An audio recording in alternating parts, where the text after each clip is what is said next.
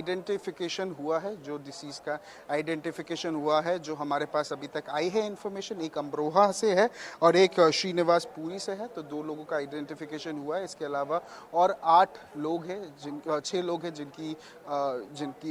जिनकी जान चली गई है। उनके अलावा 20 ऐसे लोग हैं जो बहुत ही ग्रीवियसली, बहुत ही ख़राब तरीके से इंजर्ड है। इसके अलावा रेखा गुप्ता की जो गवर्नमेंट है, आशीष सूद भी वहाँ पहुँचे थे।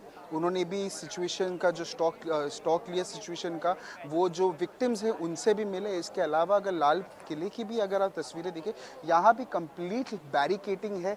यहाँ कंप्लीटली आप देख सकते हैं 11:30 के समय इतनी ज़्यादा हलचल है, क्योंकि ये ऐसा एक हादसा शायद ही बहुत साल बाद हुआ है ऐसा दिल्ली में, नेशनल कैपिटल में, और वो भी इलेक्शंस के एक दिन पहले। तो ये काफ़ी ज़्यादा अलार्मिंग है। ब्रायन, आप एकदम सही कह रहे हैं। बड़े दिनों बाद दिल्ली में आतंकवादी ऐसी छोटी वारदात करने में यहाँ पर दिखाई पड़े हैं। लेकिन ब्रायन, जो भीड़ है इस वक्त, इतनी भीड़ कभी इस इलाके में इस वक्त जब हम और आप बात कर रहे हैं, रात में 11:30 बजे का समय है, तब नहीं हुआ करती है यहाँ पर। मुझे लग रहा है कि आज रात में ही सारे जो एविडेंसेस हैं उन्हें कलेक्ट कर लिया जाएगा, जिस तरीके से काम चल रहा है इस वक्त। जी बिल्कुल, देखिए ये रात काफ़ी लंबी होने वाली है। शायद हम सबको ये बात पता है कि लाल किले की टाइमिंग्स जो है वो 5 बजे तक होती है, उसके बाद लाल किला बंद हो जाता है और ये रास्ता भी 6-7 बजे के बाद बंद हो जाता है। ये रास्ता भी एक्सेसिबल उतनी नहीं होती है। पर इस वक्त जब ये ऐसा हादसा हुआ है, 11:30 बजे हम बुलेटिन खुद कर रहे हैं, 11:32 है, 11:32 का ये टाइम है और इस समय आप देख सकते हैं, जो अगर मैं कैमरा पर्सन हिमांशु को एक पैन करने बोलूँ और विजुअल्स दिखाने बोलूँ तो आपको समझ आएगा कि कितना डेंजरस एक सिचुएशन है, क्योंकि सारे जो अथॉरिटीज़ है वो ऑन ग्राउंड है।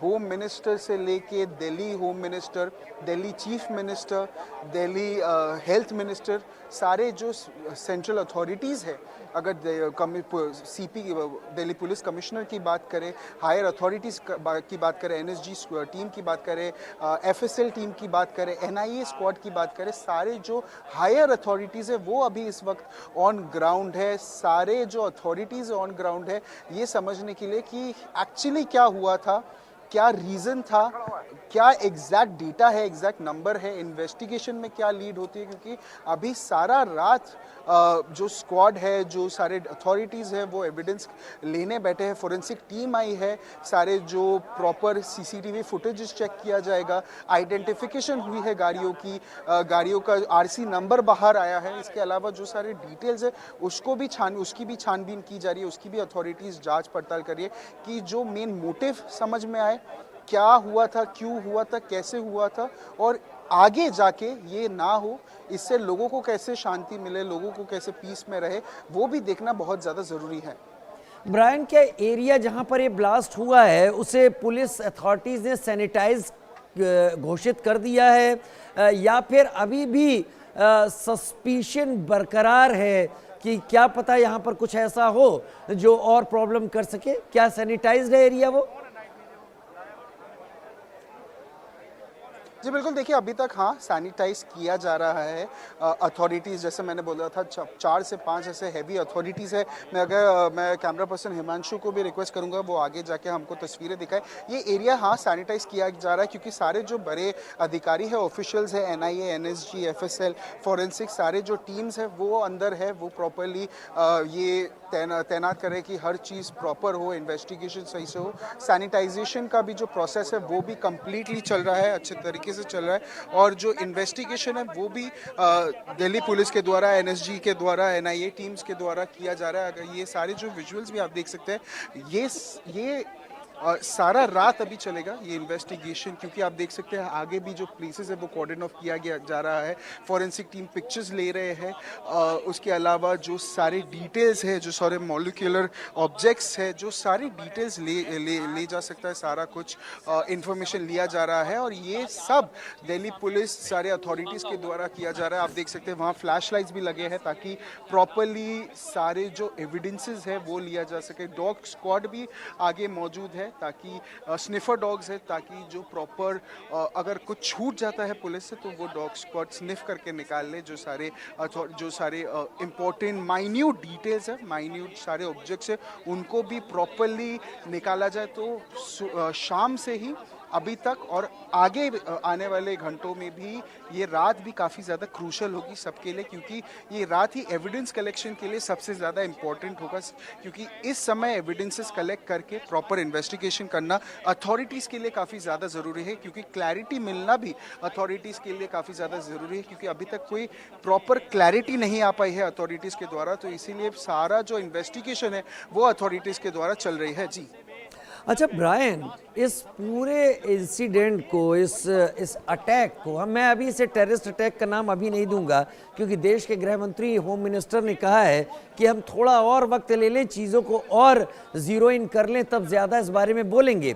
लेकिन ये कार में जिस जगह पर आकर ब्लास्ट हुआ, क्योंकि दिल्ली पूरी तरीके से अब सीसीटीवी से कवर्ड है, क्या रिवर्स उस पूरे ट्रेल को देखा जा रहा है कि ये कार आखिर कहां से होती हुई यहाँ लाल किले मेट्रो स्टेशन के नज़दीक इस रेड लाइट तक पहुंची है? तो शायद ये पता चल पाएगा कि कार ने अपनी जर्नी कहां से शुरू की थी।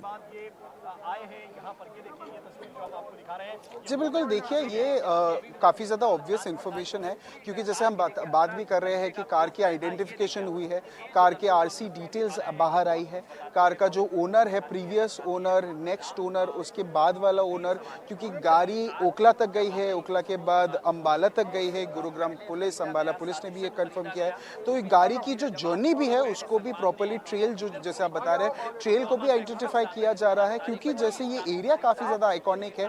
एक ये वीवीआईपी एरिया भी बताया जाता है, लाल किला एक आइकॉनिक एरिया है, यहाँ सारे जो इम्पोर्टेंट फंक्शंस होते रहते हैं, तो ये बहुत ज़्यादा इम्पोर्टेंट है। अभी ट्रेल देखा जा रहा है, गाड़ी की आइडेंटिफिकेशन हो रही है, क्योंकि अभी देखिए ब्लेम गेम भी चल रहा है कि अगर सलमान की बात करें, वो बता रहे हैं कि उन्होंने किसी और को बेचा, देवेंद्र बता रहे हैं उन्होंने किसी और को बेचा, तो ये कहीं ना कहीं एक ब्लेम गेम भी चल रहा है।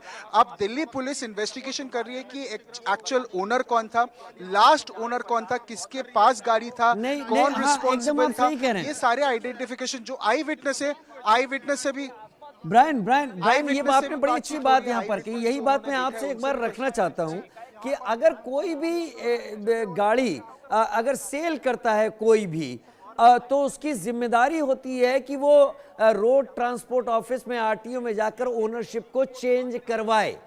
अगर ये चेंज नहीं करवाई गई और दो बार नहीं चेंज करवाई गई, तो क्या एजेंसीज इसके पीछे कोई इंटेंशन देख रही हैं? इंटेंशनली किया गया है ऐसा कि ये ओनरशिप चेंज ही नहीं करवाई गई, जबकि ओनरशिप चेंज करवाना कानूनन जरूरी है, लीगली जरूरी है। बहुत ही ज़्यादा ज़रूरी है। अगर आप लीगली गाड़ी किसी को बेचते हो, गाड़ी किसी को देते हो, तो ये बहुत ज़्यादा इम्पोर्टेंट है कि आइडेंटिफिकेशन प्रॉपरली हो। इसके अलावा आप देख सकते हो फोरेंसिक टीम की भी ऑफिशियल आगे जा रहे हैं, जिससे हम इंफॉर्मेशन भी शेयर कर रहे हैं। हम आपको जो विजुअल्स है उसकी भी थोड़ी इन्फॉर्मेशन देते रहे। हाँ, जैसे अगर सब बता रहे थे कि सलमान ने अपने इन्वेस्टिगेशन में जब इंटरोगेशन हो रहा था, उन्होंने ये कहा था कि उन्होंने जो सारे डॉक्यूमेंट्स है, अगर कार की जो सेल ऑफ की सारी डिटेल्स है वो गुरुग्राम पुलिस को दिया है। इन्होंने ये भी कहा है कि देवेंद्र ने ये गाड़ी किसी और को अंबाला में बेची गई है, पर हाँ, आरटीओ के द्वारा आइडेंटिफिकेशन या प्रॉपर किसी और के नाम, अगर आप किसी को गाड़ी बेचते हो, उसके नाम पे गाड़ी करना बहुत ज़्यादा ज़रूरी है, क्योंकि जो सारे इंश्योरेंस के जो प्रॉब्लम्स है, जो सारे लोन के अगर प्रॉब्लम्स है, वो सारे किसी और के नाम पे ट्रांसफ़र होना भी बहुत ज़्यादा ज़रूरी है। इसके अलावा भी अगर आप विजुअल्स देखिए, ये पूरा इंटायर जो प्लेस है, वो पूरा जो जगह है वो प्रॉपर्ली बैरिकेडेड है। अब पुलिस इसके अलावा आई विटनेस जो है उनसे भी इन्वेस्टिगेट कर रही है, उनसे भी इंटरोगेट कर रही है कि उन्होंने क्या देखा, उनके आई विटनेस में उनके आंखों में क्या, उन्होंने क्या रजिस्टर किया, अगर कोई माइन्यूट डिटेल है जो सीसीटीवी में कैप्चर नहीं हुआ तो उन्होंने एग्जैक्टली क्या देखा। ये सारी जो पहलू है, ये सब पहलू में बातचीत हो रही है, सारे पहलू में इन्वेस्टिगेशन हो रही है, और सारे जो एविडेंस भी है वो भी शाम से अभी तक चल रही है। इसके अलावा अलावा आप देख सकते हैं यहाँ ही 20 से 30 ऑफिशियल्स है अलग अलग डिपार्टमेंट के। यहाँ एक टेम्पररी शेल्टर, टेम्पररी टेंट भी बनाया गया है ताकि जो सारे इंफॉर्मेशन बॉक्सेस है वो कलेक्ट करके एक सेफली उनके गाड़ी में, उनके वैन्स में लिया जाए और वो प्रॉपरली फॉरेंसिक लैब्स में लिया जाए ताकि इन्वेस्टिगेशन भी साथ साथ हो। तो सारा जो टीम है 24/7 काम कर रही है और जैसे हम बता रहे थे ये रात भी काफ़ी लंबी होने वाली है। वाकई रात काफ़ी लंबी होने वाली है, जैसा ब्रायन थॉमस हमारे संवाददाता जो लगातार मौजूद हैं। ब्रायन, मैं देख पा रहा हूँ आप बहुत नज़दीक हैं उस जगह से जहाँ इन्वेस्टिगेशन इस वक्त हो रही है। मुझे लगता है कि इस वक्त कोई भी एजेंसी इस जगह को बिना गार्ड के नहीं छोड़ना चाहेगी, क्योंकि अभी जो चीज़ मिल जाएगी वो कुछ देर बाद शायद ना मिल पाए। मेरे ख्याल से यहाँ पर केवल फोरेंसिक के लोग हैं या हर एजेंसी से जुड़े हुए, जिसमें दिल्ली पुलिस स्पेशल सेल भी हो सकती है, एनआईए भी हो सकती है या फिर एनएसजी के लोग भी हो सकते हैं, सभी मौजूद हैं? जी बिल्कुल, देखिए सारे जो हैवी अथॉरिटीज़ है वो यहाँ मौजूद है क्योंकि फर्स्ट जो पहली 3-4 घंटे एविडेंस कलेक्शन के लिए सबसे ज़्यादा क्रूशल है। इस वक्त जो आपको सारे एविडेंसेस मिलेंगे वो आपके इन्वेस्टिगेशन के लिए काफ़ी ज़्यादा इंपॉर्टेंट हो सकते हैं। इसके अलावा जैसे आपने बताया, जी हाँ, एनएसजी कमांडोज, एनआईए स्क्वाड, उसके अलावा dog squad, bomb squad, Delhi police officials, सारे जो हायर अथॉरिटी ऑफिशियल्स है, डीएफएस स्क्वाड है, पीसीआर वैन्स है, एम्बुलेंसेज है, फॉरेंसिक टीम है, जैसे हम दिखा रहे हैं फॉरेंसिक टीम सारे एविडेंस कलेक्ट कर रही है। इसके साथ साथ जो एविडेंसेस, जो कलेक्शन बॉक्सेस है वो उनके लैबोरेटरी में जा रहे हैं ताकि प्रॉपरली इन्वेस्टिगेशन, साथ साथ इन्वेस्टिगेशन हो, साथ साथ प्रॉपर चेकअप्स हो। इसके अलावा टेम्परेरी शेल्टर भी बनाए गए हैं ऑफिशियल्स के द्वारा। वहाँ पूरा जो एरिया है प्रॉपरली लिट है, प्रॉपरली लाइटन अप किया गया है, फ्लैशेस लगाए गए हैं कि कुछ ना छूटे। छोटे से छोटा, बारीक से बारीक जो एविडेंसेस है वो पुलिस के द्वारा, वो एजेंसीज के द्वारा कलेक्ट किया जाए और ये बहुत ज़्यादा इंपॉर्टेंट होने वाला है, बहुत ज़्यादा क्रूशल होने वाला है ये आइडेंटिफाई करने के लिए कि मोटिव क्या था, क्या ये आईईडी ब्लास्ट था या कुछ और था, क्या कंफर्मेशन हो सकती है। सीसीटीवी फुटेजेस देखा जा रहा है, जैसे आपने बताया ट्रेल, गाड़ी की जो ट्रेल है वो बताया, समझाया जा रहा है, वो अंडरस्टैंडिंग प्रोसेस में है। एक प्रॉपर इन्वेस्टिगेशन भी चल रही है। पूरा जो एरिया है आप देख सकते हैं दिल्ली पुलिस के द्वारा कॉर्डन ऑफ किया गया है। इसके अलावा अलग से बाउंड्री किया गया है, जो प्रेस, जो मीडिया पर्सनल्स है उनके लिए एक प्रॉपर बैरिकेडिंग किया गया है कि हम आगे ना जा पाए। और उसके अलावा आगे सारे जो ऑफिशियल्स हैं, हम आगे भी देख सकते हैं। यहाँ अगर लेफ्ट की तरफ मैं अपने कैमरा पर्सन हिमांशु को रिक्वेस्ट करूँ तो वहाँ फॉरेंसिक टीम की भी 2 ऑफिशियल्स मौजूद है। आगे की तरफ सारे दिल्ली पुलिस के सीनियर अधिकारी, सीनियर ऑफिशियल्स भी है। जो सीपी थे वो भी आए थे, स्टॉक लेने सिचुएशन के एलएनजीपी भी गए थे। सो सारे जो हायर अथॉरिटीज़ है वो ऑन ग्राउंड है ये समझने के लिए कि एक्चुअल मोटिव क्या था और रीज़न क्या था। जी अच्छा, जो आप देख पा रहे हैं इस वक्त ब्रायन, क्योंकि आप सबसे नज़दीक हैं, फर्स्ट हैंड इंफॉर्मेशन, आप आंखों से इस वक्त उस जगह को देख पा रहे हैं, कुल कितनी गाड़ियां इस ब्लास्ट की चपेट में आई हैं? उसमें ई रिक्शा भी हो सकते हैं या दूसरी कारें भी हो सकती हैं। कुल कितने व्हीकल चपेट में आए जो जल गए, खाक हो गए? जी बिल्कुल, देखिए ये इन्फॉर्मेशन के अलावा एक और नई जो लेटेस्ट इन्फॉर्मेशन या ब्रेकिंग हमारे पास आई है और ये दिल्ली पुलिस सोर्स से हमको ये पता चला है कि जो कार एक्सप्लोड की गई है वो लास्टली तारिक, जो पुलवामा जेएनके के एक रेसिडेंट है, उनको सेल आउट किया गया था, उनको बेचा गया था। जैसे हम बात कर रहे थे कि इवेंचुअली पहले जो गाड़ी जिनके पास था उनसे देवेंद्र के पास गया था, पहले सलमान के पास था, सलमान से देवेंद्र के पास गया था, देवेंद्र से अंबाला तक गया था। उसके बाद अभी ये इन्फॉर्मेशन सामने आ रही है दिल्ली पुलिस सोर्स से कि लास्टली जो गाड़ी एक्सप्लोड हुई थी, जो I-20 थी, वो तारिक पुलवामा, जम्मू एंड कश्मीर के जो पुलवामा है उनके रेसिडेंट है। ये लेटेस्ट ब्रेकिंग हम आपको, हमारे दर्शकों को बता रहे हैं। जी आपको बने रहिए आप हमारे साथ। बड़ी खबर का रुख कर लेते हैं। इस वक्त आ रही बड़ी खबर का रुख, और ये बड़ी खबर अपने आप में वाकई बहुत बड़ी है। दिल्ली धमाके का पुलवामा कनेक्शन आया सामने। धमाके में इस्तेमाल कार को लेकर बड़ा खुलासा। जिस गाड़ी में धमाका पुलवामा के तारिक को बेची गई, कार खरीदने बेचने में फर्जी कागजों का इस्तेमाल हुआ। फरीदाबाद की एक कंपनी पुरानी कार बेचती है। दिल्ली धमाके का पुराना पुलवामा कनेक्शन भी सामने आया है, जो पता चल पा रहा है इस वक्त।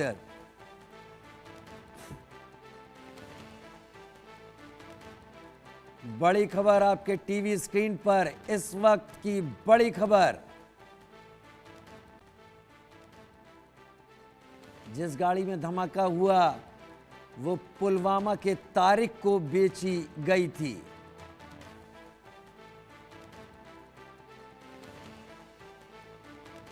धमाके में इस्तेमाल कार को लेकर बड़ा खुलासा। ब्रायन मेरे साथ इस वक्त जुड़े हुए हैं। ब्रायन, ये खबर भी अब हमने अपने दर्शकों को दे दी, इसका मतलब मैं ये समझ सकता हूं ब्रायन, जो तेजी आप इस वक्त अपने आसपास देख पा रहे हैं उससे कहीं तेजी से इस वक्त इन्वेस्टिगेशन दौड़ रही है।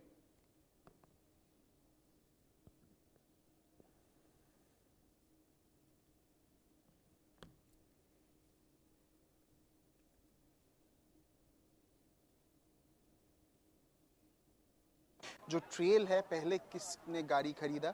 सलमान ने पहले गाड़ी खरीदा, फिर उसके बाद देवेंद्र को बेचा गया, फिर देवेंद्र ने किसी और को अंबाला में बेचा गया। लास्टली ये कंफर्मेशन आई है जो हमने ब्रेक किया ये इंफॉर्मेशन, और ये सबसे बड़ी खबर है अभी के लिए कि ये जो गाड़ी एक्सप्लोर की गई थी, जो i20 थी, वो इवेंचुअली तारिक को बेचा गया था, जो कि पुलवामा के रेसिडेंट है जम्मू एंड कश्मीर में। तो आप देख सकते हैं कहीं ना कहीं दिल्ली का ब्लास्ट पुलवामा, जो जम्मू एंड कश्मीर की तरफ से पूरा जो एक कनेक्शन, कहीं ना कहीं जो डॉट्स है, वो जितना इन्वेस्टिगेशन बढ़ रहा है, जितने तेज़ी से इन्वेस्टिगेशन चल रहा है, जो आइडेंटिटीज़ रिवील हो रही है, सारे जो डॉट्स है आपस में मिल रहे हैं। और अभी एक जम्मू कश्मीर का भी कनेक्शन, पुलवामा का भी कनेक्शन सामने आया है कि इवेंचुअली तारिक को ये गाड़ी बेची गई थी। और ये गाड़ी की अगर बात करिए, मोहम्मद सलमान ने ये गाड़ी दिल्ली के रेसिडेंट को बेचा था जो शांति नगर में, गुरुग्राम में रहते थे।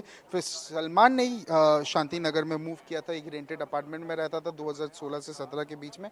उसके बाद देवेंद्र को ये गाड़ी बेची गई थी, और लास्टली जिसके पास जो गाड़ी रजिस्टर्ड है वो तारिक के नाम से आ रहा है, जो पुलवामा के रेसिडेंट है, पुलवामा में रहते हैं। जी, जो पुलवामा के रेजिडेंट हैं, पुलवामा में रहते हैं। अब ये तारिक कौन है, और तारिक के पास एक गाड़ी थी, तो मोहम्मद सलमान का नाम कागज़ों में क्यों निकल कर सामने आ रहा था?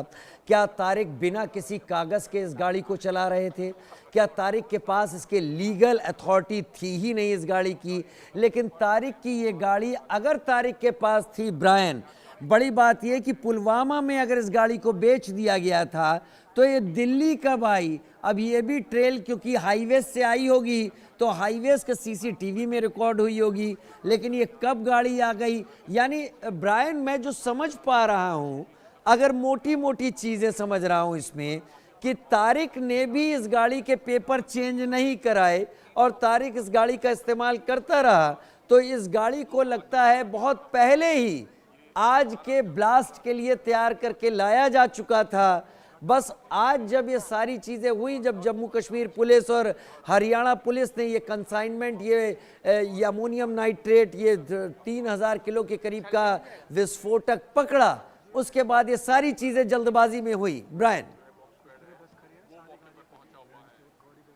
जी बिल्कुल, देखिए हाँ, ये एक्चुअली ये फैक्ट है कि जो सारे इन्फॉर्मेशन भी हम टीवी टेलीविजन स्क्रीन में ब्रेक कर रहे हैं, ये इन्फॉर्मेशन भी काफ़ी ज़्यादा इंपॉर्टेंट है कि जो कनेक्शन, पुलवामा कनेक्शन कैसे आया। तारिक को अगर गाड़ी लास्ट में बेची गई थी, पर गाड़ी की आरसी में मोहम्मद सलमान का नाम क्यों है? जब तारिक के पास इतने सालों से अगर गाड़ी थी तो उन्होंने अपने नाम में रजिस्ट्रेशन गाड़ी क्यों नहीं की? गाड़ी पुलवामा से यहाँ कैसे आई? ट्रेल कैसी है? हाईवे में कैसे रजिस्टर? ब्रायन, इस वक्त बड़ी खबर आ रही है। प्रधानमंत्री नरेंद्र मोदी का पोस्ट दिल्ली धमाके पर, पीएम ने धमाके पर दुख जताया। बहुत बड़ी खबर इस वक्त की। गृह मंत्री से बात की, हालात की समीक्षा की। प्रधानमंत्री नरेंद्र मोदी ने मृतकों के परिवारों के प्रति संवेदना जताई, घायलों के जल्द स्वस्थ होने की कामना की। दिल्ली धमाके पर प्रधानमंत्री मोदी का पोस्ट।